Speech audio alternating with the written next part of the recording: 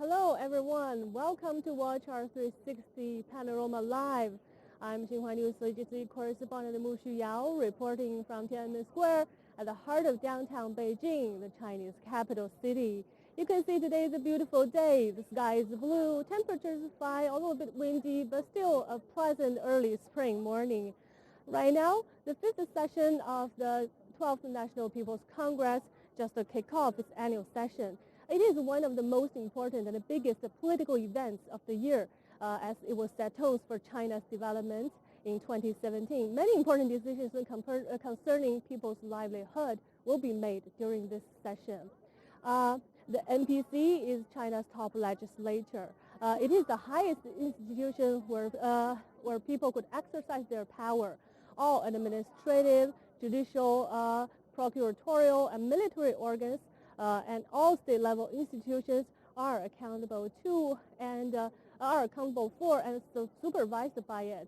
After the opening of the NPC session, Chinese Premier Li Keqiang is expected to deliver a government work report, which will include a lot of important information, including the economic growth target of the year, military budget, and the major social and economic policies, like how to create more jobs, how to help small-sized businesses and startup businesses come into place and expand, how to address equality between regions and rags, and how to better protect vulnerable groups.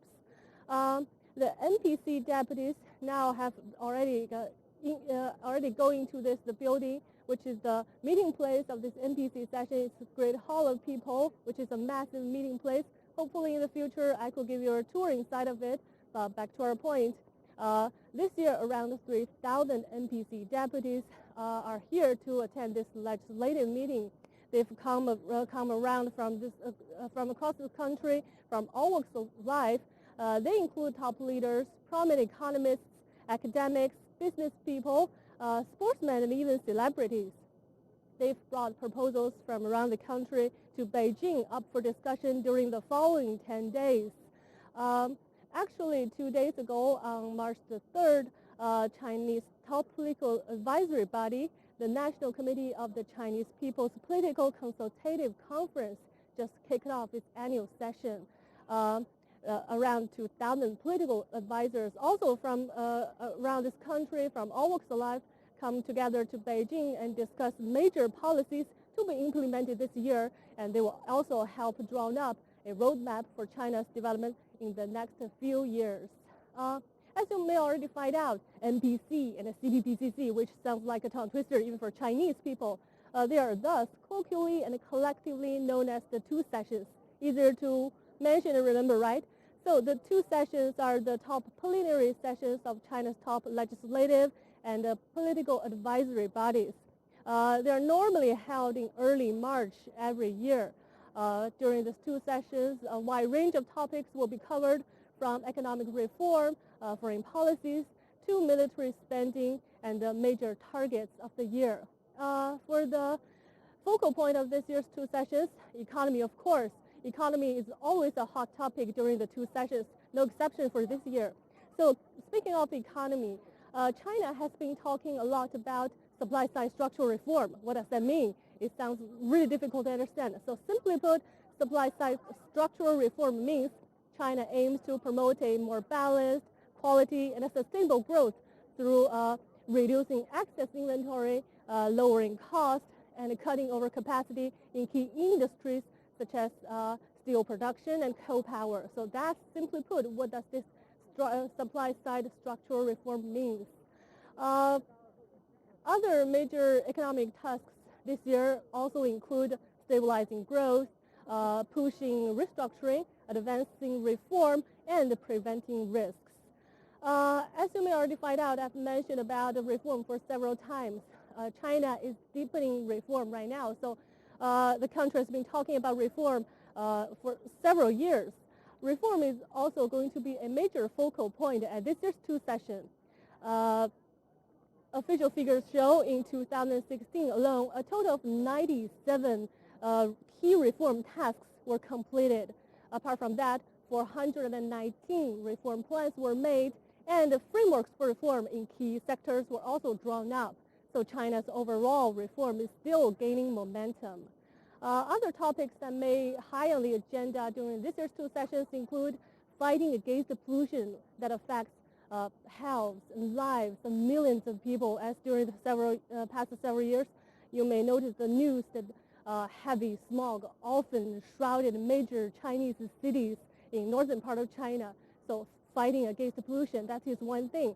Other things also include curbing corruption, poverty alleviation, promoting a more effective and better health care for everybody, education equality between rural and urban areas, among others. So this is a really, really important meeting, both for people's well-being and the country's overall development.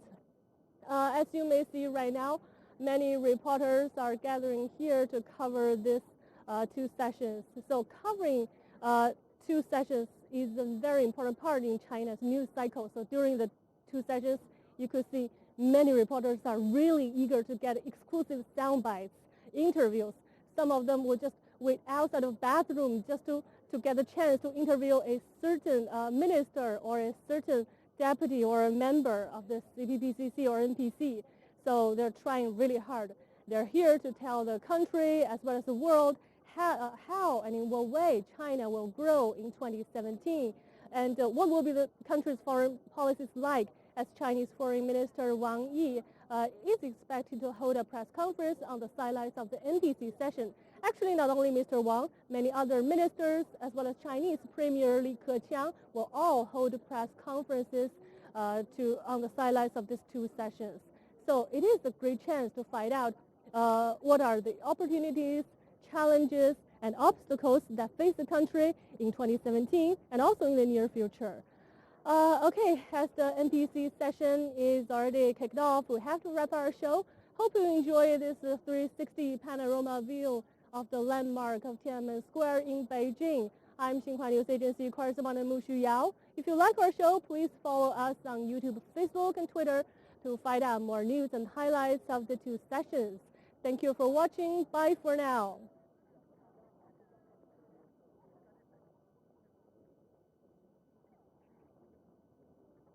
我不知道我可以不动了。不用躲它了，这360度都拍着你。这个小镜头再看你大家一遍好吗？